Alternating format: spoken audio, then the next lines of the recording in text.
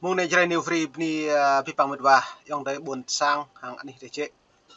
Nên nếu có mấy nít này có mấy mong mạ cắt lại pin mong đại viwa hàng thư rồi cái nắp bún sang tak xem lăng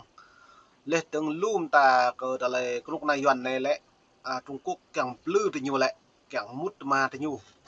do nên ít thôi lẽ cắt lại Trung Quốc hàng độc nạc cộng sản này hiếm bạn như cái gì mà mạ mong 2019 trong đoạn này mạ mong 2019 là lại độc nạc cộng sản hàng Trung Quốc nhiều chính rô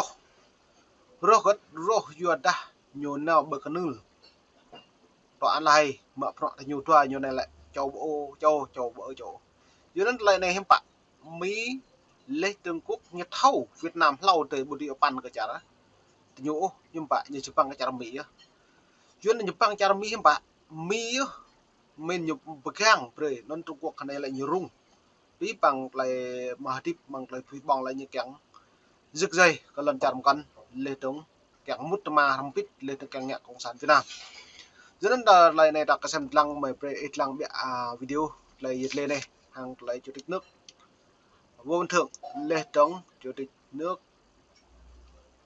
Trung Quốc Tập Cận Bình lại dịch lên này xem lăng này. Chủ tịch Trung Quốc Tập Cận Bình nói với Chủ tịch Việt Nam Võ Văn Thưởng rằng hai nước không quên điều mà ông gọi là ý định ban đầu về tình hữu nghị truyền thống trong khi Việt Nam đang mở rộng ban giao với Mỹ. Phát biểu được đưa ra hôm 20 tháng 10 khi ông Thưởng, nhân vật cao cấp thứ hai của Việt Nam sau Tổng bí thư Đảng Cộng sản Nguyễn Phú Trọng, hội đàm với ông Tập sau khi tham dự diễn đàn vành đai và con đường tại Bắc Kinh. Trung Quốc và Mỹ đang tranh giành ảnh hưởng ở các quốc gia Đông Nam Á. Việt Nam vào tháng 9 đã nâng mối quan hệ với Washington lên thành. Doนั้นlại tung klum tak boh ra này mương ni panap chimpa lại Việt Nam hàng Trung Quốc. Lê trong Việt Nam hàng cái trả tạch ngao hiếm bây như chị. Do nên đã bộ lấy thì cuộc nào cộng sản này mệt và ta luôn ta đã này lại đang lên án tổ cao thì nhiều lê trống nạp này rằng yêu thì nhiều lên pro sàn này nào tùm bởi đi cuộc hội mấy lê trống trúc bản thủy sĩ Geneva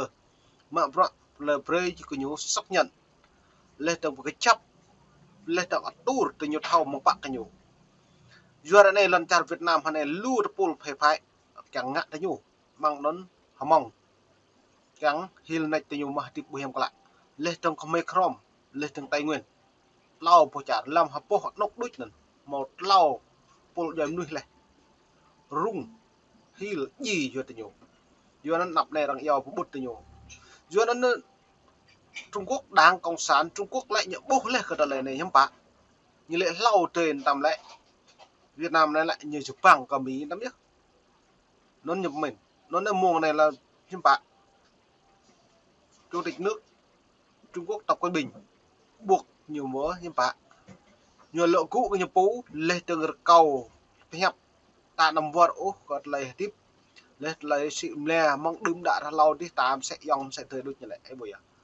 nó như nào mềm dẻo tắm cái mông này ít lăng keo hay này tao như nào và thủy sĩ như vừa thì nó ta có lúc này dọn bút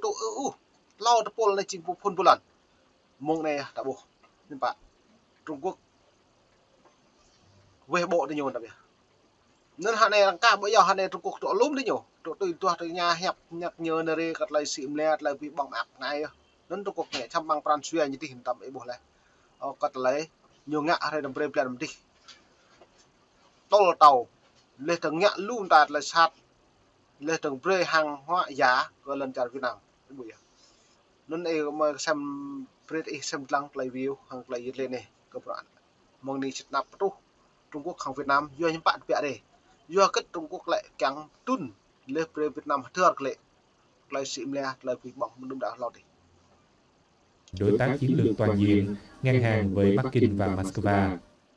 Trước tình hình quốc tế luôn thay đổi và nhiệm vụ phát triển trong nước đầy gian khổ, hai nước không quên ý định ban đầu về tình hữu nghị truyền thống, ghi nhớ những lý tưởng sứ mệnh chung, cùng nhau đi theo con đường xã hội chủ nghĩa. Ông Tập được dẫn lời nói với ông Thưởng theo Tân Hoa Xã, hãng thông tấn chính thức của nhà nước Trung Quốc.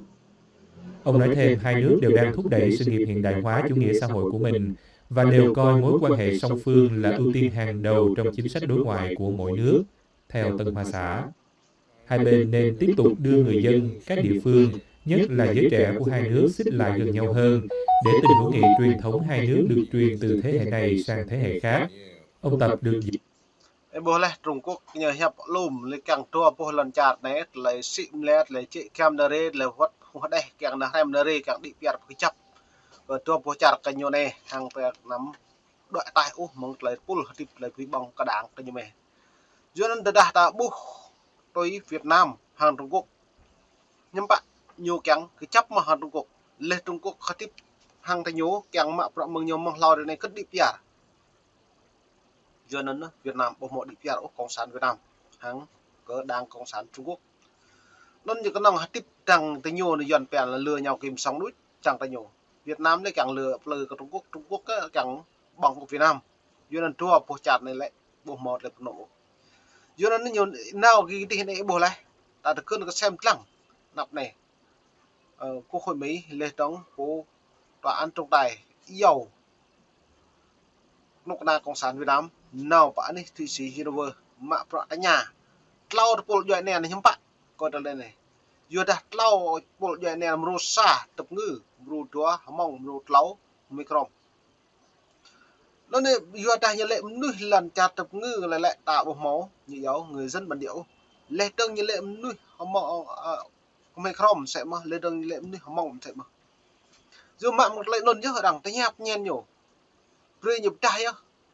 dần dần phong tục tập quán nhốt lại tiếp ấy dạ mẹ mai đúng đã lâu đi dù không món đơn nó cả đang sạc nhật cái nhu mong bay vậy lê tưng nuôi tập ngư đã cất tay vào phong tục tập quán tận này sum ao tại đây đó này lê tưng hàng lấy nâng bằng họa ta lại cái trập ta lại chiên che đúng đã lâu đi ấy dạ từ giờ nó cái trập ta với không mấy krom nhá nhở không mấy krom nhá nhiều máu tháp nhô như giờ sang nhạ sáng có cô group nhô có cô giang nhô mà nhưng mà lau tập polo này này lê trứng hầm mông nhưng mà group nhưng mà polo nhưng mà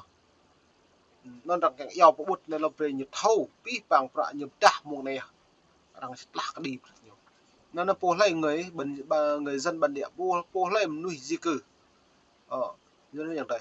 nó ta xem lòng vật cầu vật ấy ta học mạc mừng niệm nạp ai nhớ ta lại bổ dần những thầu nó chỉ có hắn này nó rằng tố cáo bình pol Hoa Kỳ tố cáo có chính phủ Việt Nam lệ trong bằng trong nội bộ của đảng cũng như lại mỏm nuôi xâm nhập virus bằng lấy máy móc nồng nọ lui có ta lại xem lăng đợi công đoạn lấy trong say có chú cái đần nào lao đi lê tương như càng mút máy mọc đó như này là đang tố cáo đây nhiều lại nhớ như bộ ngoại giao Việt Nam tụ bạ Hoa Kỳ tạo một lệ cái liệu của lần này lê tương bộ ngoại giao Hoa Kỳ tại Việt Nam lệ mà tại nhà mà cặp đoạn này hiếm bạ mổ xin mà bố đã bố lấy tiếp tay đây nó bị nhiều cả một lệ cái liệu mà nó như lệ bị nhố tới bố vô bình thường hàng Nguyễn Phú Trọng Nguyễn Phúc Nguyễn Công Chính thì nhiều lại trong nội bộ của ông Tô Lâm là lại hiểm bạo về Tô Lâm ấy tôi xem tua có chuyện nịch này nó như lại xong rồi bố lại trong nội bộ của đảng tôi nhiều lại nhiều sắp xếp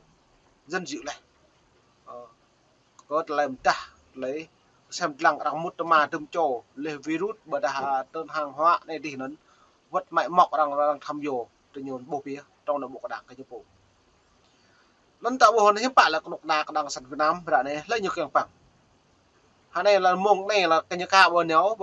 bão đi Thụy Sĩ như vừa đi lại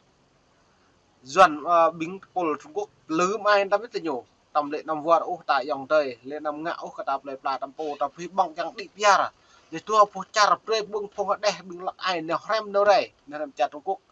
càng màu nọ càng thầu nhạ nọ an ninh càng thầu về làng lần cha lum tả bây giờ giờ nó như lại câu nó mày về em bịa cật lấy thì lên được đồng rồi dẫn lời nói tiếp. Truyền thông Việt Nam đăng một số hình ảnh về cuộc gặp này nhưng không nêu chi tiết nội dung trao đổi giữa hai nhà lãnh đạo.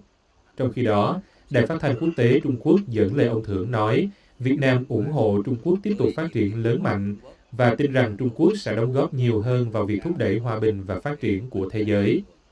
Các quan chức Việt Nam và Trung Quốc đang chuẩn bị cho chuyến thăm có thể diễn ra của ông Tập tới Hà Nội vào cuối tháng 10 hoặc đầu tháng 11, Reuters đưa tin, dẫn nguồn từ những người biết rõ kế hoạch này. Truyền thông boleh pi pang pro mengnip nap bedah api plan ploh ne bedah akok plan ploh sa dầu tao con bình chẳng trôn ở Hà Nội là lấy dự cuộc họp thì nhố lấy hiểm bạ pro phương nách nhố lấy ngạo pro này giờ Hà Nội lại mong lần trà tập Việt Nam luôn lại trà tập người đi tạo bộ này lan tràn bình Trung Quốc xe lụi vật cả này kính đất nông như sĩ bù xít còn Tây Nguyên lên trong nhiều lùm ta cần sĩ lọn lá như eo đất quỹ lần trong nên Hà Nội lại nhố prap mét lấy hiểm bạ như tứ tuy nằm pre nhiều hụi cần cuộc khiêu cái nhố lên trong Trung Quốc hụi thì nhố mạng tăng ăn mút là đây học chả mì dân tại dòng đây là đã buộc ra này làm chả bình cho bộ chả này lấy đúng rằng ai dắt công sản Việt Nam lại bây giờ ai dắt mà cần ô ai dắt trong nội bộ bao nhiêu mang là cái nhập phố đi chỉ bộ mà họ mong giờ đây ad lên trong máu trăm từng cloud phone này giờ nó rằng eo thì nó nhập thao nó hẹp nó mong này mình đi bằng mong mà đúng là lệ bộ đã lót trong cộng đồng là các sản Việt Nam hàng lấy kia cái buôn sang hàng lùm ta là nhầm nách bữa cái nông quốc tế và